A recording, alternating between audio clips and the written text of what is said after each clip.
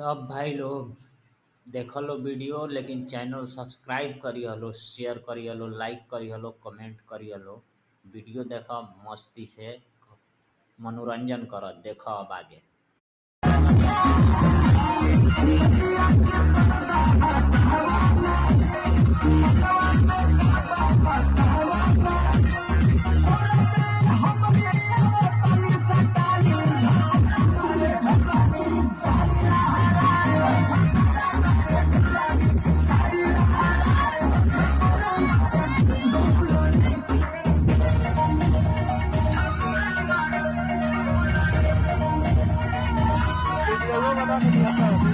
भाई एमबी कटाओ तनी video post के, एमबी कटाओ तारा लो वीडियो देख के, लेकिन सब्सक्राइब करे में पैसा लागता का?